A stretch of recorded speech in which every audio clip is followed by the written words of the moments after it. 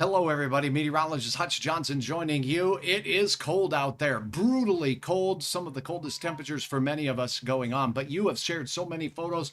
We're going to go over, a little bit of warm up and then another blast from the Arctic. Details in your forecast begin right now.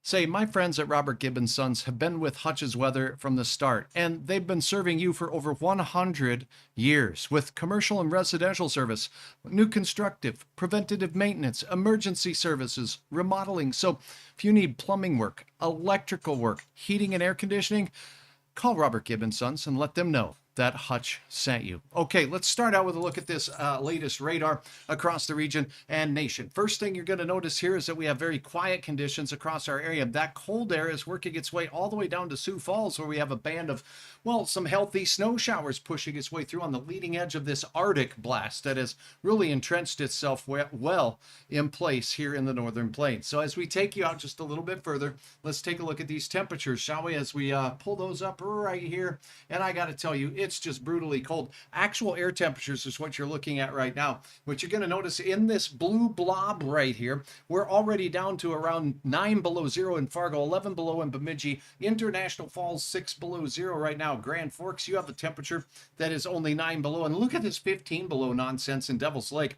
Air temperature 20 below zero. For you folks in Harvey, you're the big winner right now as temperatures are just nasty out there. Factor in the wind out there, and this is a look at those feels like temperatures. And by the way, look at this sub-zero air crunching its way in towards Sioux Falls right now, and it's going to continue diving southward.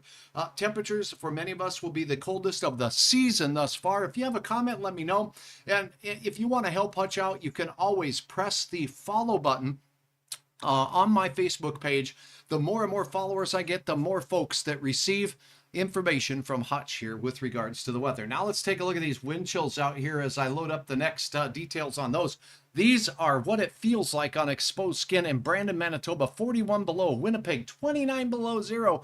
That's Fahrenheit, by the way, for you Canadian viewers out there. Look at the temperature or feels like values here in Fargo, 28 below, 36 below for you in Minot. And this edge of the cold goes all the way out towards Glen Olin, where it is 23 below zero on exposed skin. Lakes Country, let's not forget about Warroad, 28 below. Bemidji, let's zoom in just a little bit closer so we can pull some digits for you. 20 below for Waskish, 26 below is what it feels like on exposed skin in Bemidji, and Foston, 32 below zero. So it's brutally cold out there. I'm looking for your comments here, so pardon my wandering eyeballs as we take a quick peek, and hopefully our weather warms up, and hopefully our Minnesota Vikings warm up as well, because they have some work to do as we head into the second half. This update here is going to focus on the details of your forecast. Let's talk a little bit about the temperatures over the next few days, and you can really sum it up by air temperatures and looking at those. So what we're going to do is take a quick look at the European model. I'm going to flop up the temperatures here, so bear with me as I do just that. Now we'll have a few snow showers that'll push south as this Arctic air pushes into our area.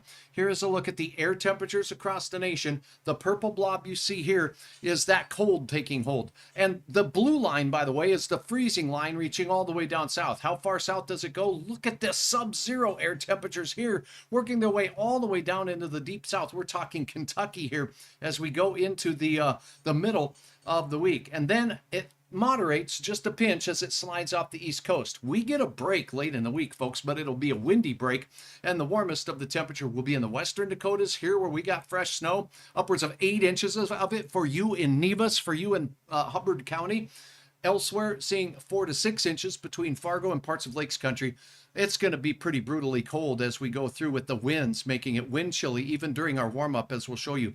Watch up by my melon. We're going to have another slap of cold Arctic air pushing in. A double cold front. There's step 1 and step 2 that by the time we get to your Saturday night is going to see temperatures falling all day Saturday into Saturday night, and another return of mighty cold weather. What does it look like? Here's the facts in your forecast. Let's go there. We'll show and share with you a couple of photos that have been uploaded today. Here's a look at your forecast facts as we take a look right now at the 7-day planner. Number 1, tomorrow morning, we're going to at least be 14 to 17 below here in the FM area. Temperatures will peak only near around 1 degrees. Whoopsies. My apologies. I think I hit a little button on my clicker here. 14 below zero Tuesday morning. It's going to feel like closer to 30 to 35 below for many of us. Look at the warm up, but it's going to be windy and there'll be warming pains with some flakes and flurries as a warm front pushes through. I think we're going to stick near the 30-degree mark at best as we go through Thursday and Friday. Friday is the beginning of the end because we'll have a double shot of cold air. That first cold front wave is not going to feel too much colder, but by the end of the night it will. We're back on our way down. Saturday morning 8, on our way down to 0 for an afternoon temperature, with falling temperatures for many of us throughout the day. And old Uncle Snotsicles returns in the forecast as we head into Saturday, Sunday, and Monday.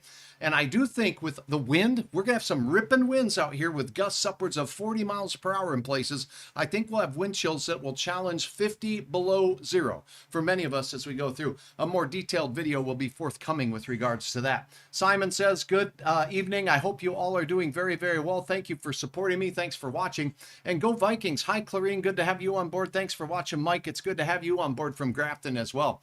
All right, let's take a look at a couple of facts with regards to our cold temperatures. Here's how cold it's going to feel on exposed skin first thing in the morning, and it's not going to be balmy as we go through your day. This is Tuesday morning wind chills. We're going to be in that 20 to 35 below for many, and a few could kiss 40 below, but you don't want to kiss anything outside when wind chills are that cold, okay? And definitely have that survival kit planted in your vehicle. Bemidji, wind chills around 28 below. How about Thief River Falls? 30 below for you, 29 below for a snapshot of your 7 a.m. wind chill off the shores of the big lake and Lake of the Woods. That's a look at your wind chill values. Temperatures will be near or below zero for many, just above zero in our far southern counties.